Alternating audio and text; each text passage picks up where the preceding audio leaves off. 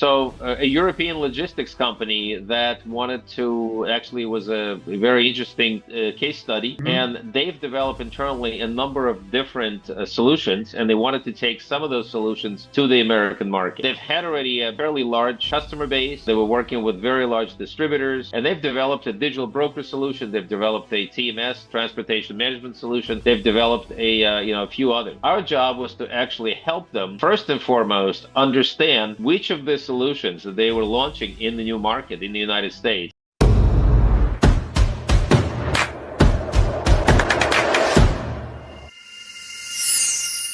Hey guys, and welcome to the Grow IT podcast. Your host here, Alessandro Cutri, joined today by Alex Romanovich. We'll be diving into a little bit about his story, his background, and a little bit about what they're doing over at GME.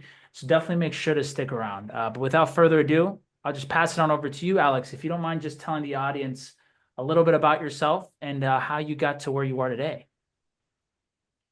Thank you, Alessandro, and my name is also Alex, or You you got a good you name. you could say Alessandro as well. Yeah, Global Edge Markets, or for short, GEM, yeah. was a almost a derivative of a digital marketing agency in New York City that I founded as well in 2009, Nice. way back when. Global Edge Markets was almost a culmination of many years of my travel experiences working with global clients, international clients all over the place. And we decided that in 2019, we were going to relaunch the company as an international business management consultancy, helping companies from all over the world enter new markets and grow within those new markets. And that's exactly how Global Edge Markets started. And that's how we're continuing to service our clients and help scale ups, mid-sized enterprises, and even large enterprises as well. Nice. And how did you get into the this space? Like, what was it that I know you've been in the industry for a while now, but what was it that brought you into this growth and marketing sphere? I actually was an engineer by education. I went to Brooklyn Poly. At Hmm. that time, it was called Brooklyn Poly, and I have an electrical engineering and computer science background, if you Yeah. will. Started my career with IBM and a slew Mhm. of many other companies. Silicon Graphics, some people may not even remember them. Yeah. Companies like EPAM Systems, which is a very large IT integrator now, and a few others. And then I switched actually my early career from the technology background, Hmm. technology specialization to marketing and sales. And you'll be surprised actually. It's a kind of a funny story.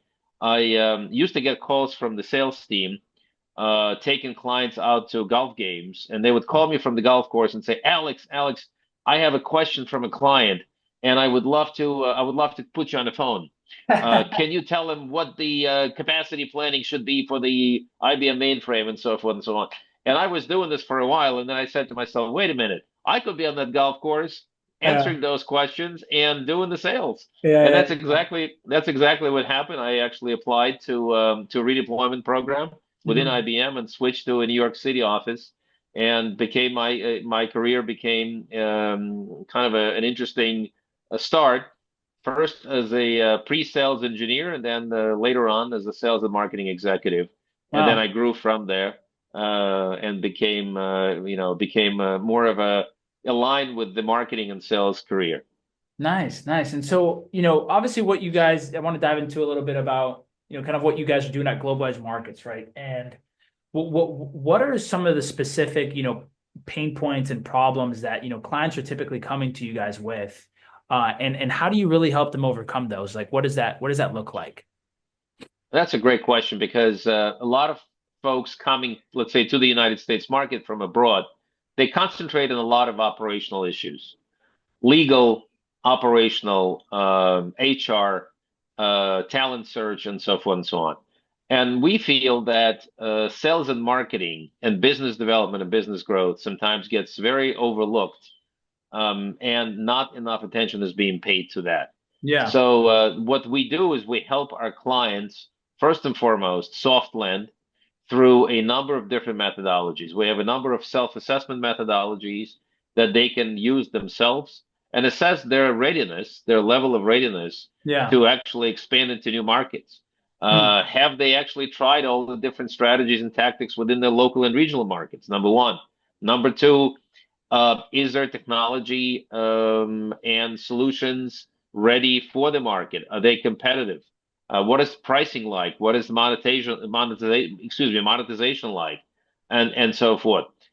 Do they have a really good marketing story? I mean, storytelling is extremely important. Yeah. Do they have really good content? Maybe they can sell through expertise and so forth. Especially in the world of artificial intelligence, there's so many great capabilities now for Yeah. automation, for content development, for content distribution. Have they explored all of those capabilities? So this is what we're actually helping the customers with, and also helping them align with the target market as well. U.S. market, not many people realize, but the U.S. market is not as easy as it looks, and not as lucrative as it looks, Yeah. because it is difficult, it is complex. You're not marketing to one single country. You're actually marketing to 50 countries. Each state is different. It may Yeah. have different regulatory environment. It may have, different concentration of industries, and so forth and so on. I mean, I can talk about this topic for hours, but just to make a long story short, we help customers align better and soft Mhm. land into new markets. And for that matter, we also help American companies expand abroad. Nice. And so, I think it would maybe help for if you could, just tell a story. You don't have to, name any specific names, but of just like a client that you guys have been able to help out and kind of, some transformation that they maybe went through. Absolutely. So a European logistics company that wanted to actually was a very interesting case study, Hmm. and they've developed internally a number of different solutions, and they wanted to take some of those solutions to the American market. Yeah. They've had already a fairly large customer base. They were working with very large distributors, and they've developed a digital broker solution. They've developed a TMS, transportation management solution. They've developed a few others. Our job was to actually help them first and foremost understand which of the solutions that they were launching in the new market in the United States would be a better fit from a variety of different criteria. Number two, what could they offer to the clients, to the existing clients, and to new clients and partners with that solution? And number three, how could they potentially expand, develop a business development strategy, sales tactics, and so forth? Do they have to hire somebody, or could they work through partners? And so forth and so on. So that was a great example of how they actually selected the product.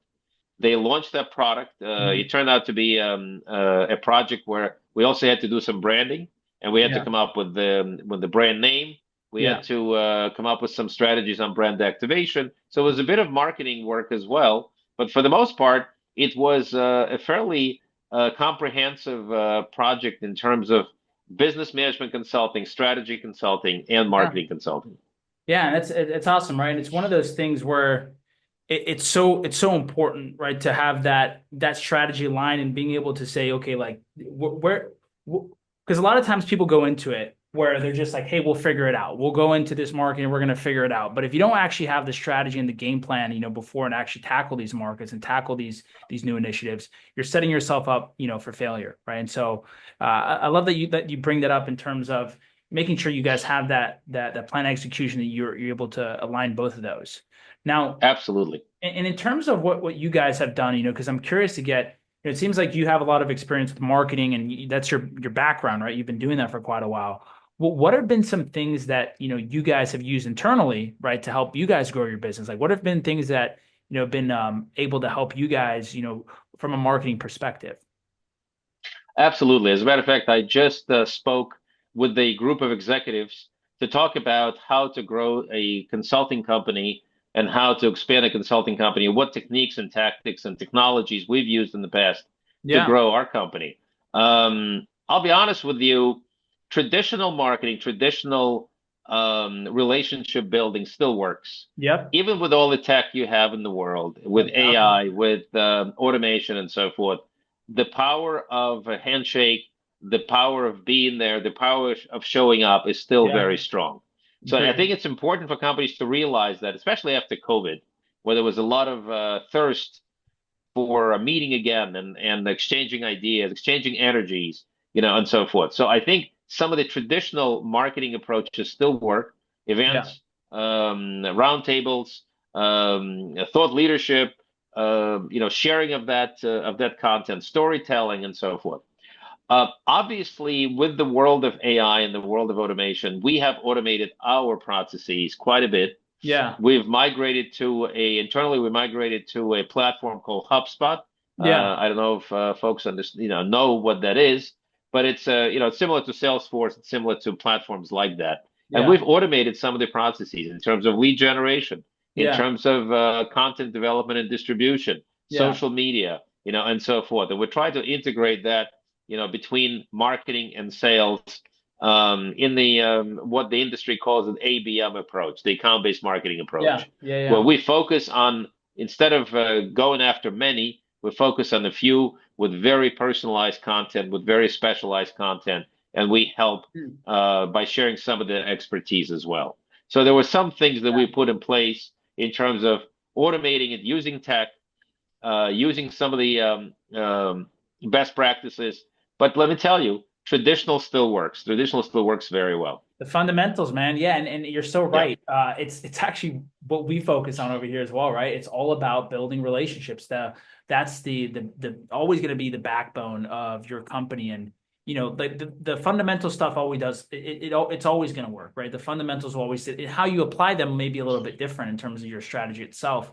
But to your point, the spray and pray approach is very, very hard for consultants to like consultants type of companies to get traction with, especially in 2025 with the rise of automation and how hard it is to break through the noise in terms of your inboxes and all of our prospects being bombarded with thousands of messages.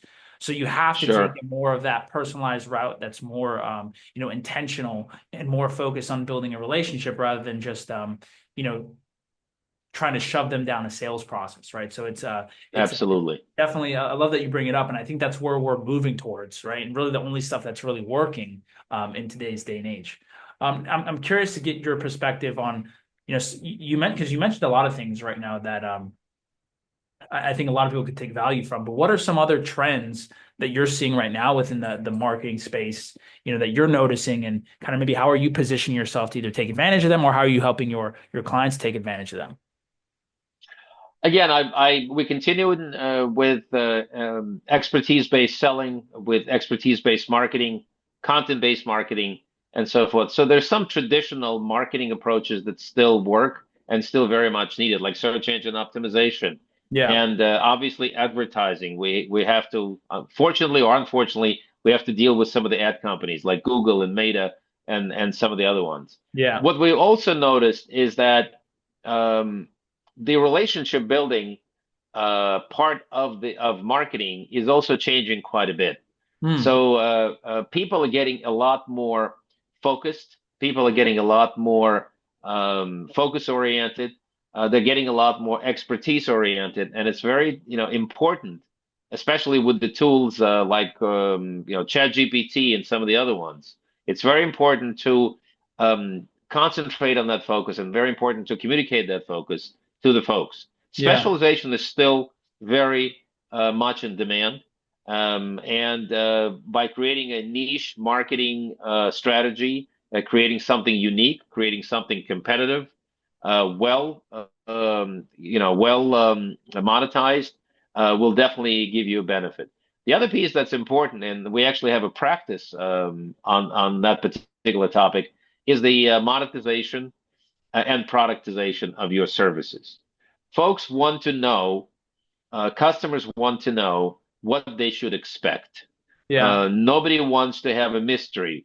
Nobody wants to have a very prolonged type of an engagement. yeah, There's a rise of fractional engagement that goes out there. I mean, my peers, chief marketing officers, chief executive officers that are in transition, they actually have landed in many of the fractional positions as well. So yeah, fractional is becoming a sort of an accepted type of an approach even for the companies that have always hired full-time employees. So that's Yeah, another very interesting trend where you could see a fractional CMO handling or managing two or three different projects. Now, so those definitely. are some of the Yeah. trends. Those are some of the developments that are taking place. Yeah, yeah, 100%. And I'm seeing the same thing on our side of, as well when it comes to that, right? And it's interesting, right? It's always interesting to see how markets evolve, and especially, even with the rise of automation and what AI is doing and how it's disrupting, the market as well. I mean, I'd be very curious to see how, things continue to develop, right? What the next couple of years are going to look like, the Right. next 5, 10 years within the marketing landscape itself. We're But probably we're probably going to have our note takers talk to each other first, that's right? what I was. And then report back to us. Yeah, that's probably going to be it. We'll have AI agents that do the calls itself, right? That don't even need Right. yeah. But I wanted to, to dig a little bit into, kind of, starting a company, right? Because we get a lot of founders that tune in, a lot of CEOs that tune in, people that are either early on in their entrepreneurial journey that are looking to start companies. What type of, obviously now you building a company, what type of mindset would you say is really needed to, have a successful business? And what do you feel like really served you well over these years? Yeah. I was very fortunate to start a podcast of my own, podcast channel of my own called Global Edge Talk. And I've interviewed hundreds of entrepreneurs globally, worldwide. And again, I will be happy to have you folks as guests to share Mhm. your ideas on the podcast as well. But Yeah, what I've noticed, what I've learned from doing all of those interviews is that you really have to be an entrepreneur. You really have to love this. You really have to love the adventure of yeah, being an entrepreneur and really, provide value. You really have to love to provide value and, responsibly, yeah, reasonably. I'm not saying that you have to do a lot of pro bono work, but you have to do yeah, some, and you have yeah, to you do not have to be afraid to share your expertise. yeah, I am all for paying forward. I'm all for yeah, actually helping and assisting and yeah, providing ideas. yeah, And if you know something about new tech, share it. If you know something about new methodology, share it. yeah, All of that is extremely valuable, especially when it comes from human interaction and it ends up in the human interaction. Because in 5 to 10 years, who knows? I think human interaction is going to continue to be at a premium, and we will, we might be writing letters, and that's going to be wow, that's an exclusive approach to to engagement, customer engagement, or sending a gift or something like that. With yeah, the world of automation and AI, that's going to be at a premium. yeah, yeah. No, I couldn't agree more. Right? Human touch has gone out of style. Well, not gone out of style, but it's becoming less and less.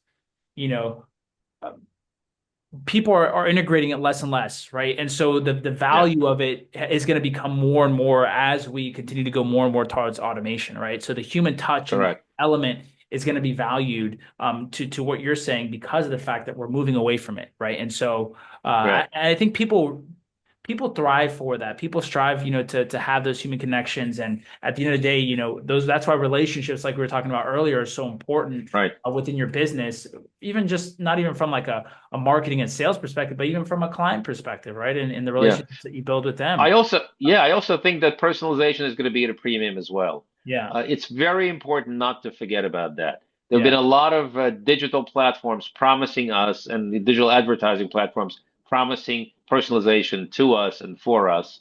And look at some of the giants. Look at Meta. Look at Yeah. Google. Look Yeah. at Microsoft, and a few others. And Yeah. frankly, I don't feel that level of personalization is there. I'm not Yeah. sure about you and Yeah. your audience, but Facebook is still, Instagram, Facebook, they're still more about collecting my data than actually providing some value to me. I Yeah. mean, they're certainly about selling something to me, that's for sure. Yeah. Yeah. But I'm not sure if my experience is personalized. I feel like I am being watched, I'm being listened to, but my demands or my needs or my wants are not being answered. Yeah, yeah, it's interesting, right? Because I've had mixed reviews. Some people say that their For You page on Instagram, or the ads that they get are more targeted, more towards them than anything, right? They're like, this is like exactly speaking to me. And I get people like you and other people that I've spoken to that say it's not a personalized experience, right? I'm not getting that personalized Right.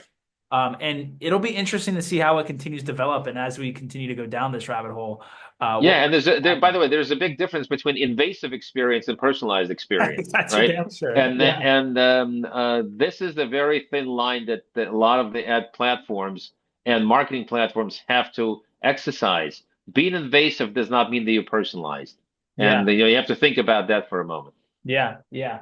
Hey, it's been a pleasure, Alex, getting the chance to, hear a little bit more about your store, what you guys are building. I've always loved getting different perspectives, and especially people that have hands-on experience with, with marketing and actually growing companies. And so, definitely been a fun conversation. I always like to end with more of a loaded question towards the end. But Sure. I'm curious to get your perspective. If you had to rewind the clock back to, when you first started your business, and you were able to give yourself advice at that current moment, what would you tell yourself, and why? We actually have a slogan that I've adopted based on that experience, and that's a question that I ask of a lot of my guests. When you grow, you have to focus. And when you think about that statement, when you're actually growing, you want to invest your time and effort and resources in so many different, places. You want to cast your nets in so many, wide areas and so forth. But you really have to pick something. You really have to pick, you have to assess yourself. You have to assess your skills and capabilities, and you really have to focus on your strengths. And when you find those strengths, when you assess those strengths, you have to focus in those areas. So my advice to younger Alex and my advice to everybody out there, focus. I love it. I love it. I think that's the perfect note to end on, my friend.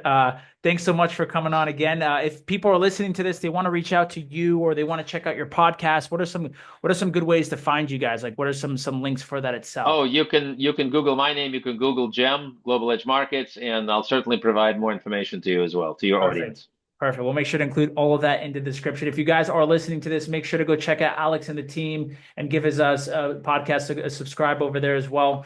We hope you guys had a great time listening to this, and thank you for making it all the way to the end if you did.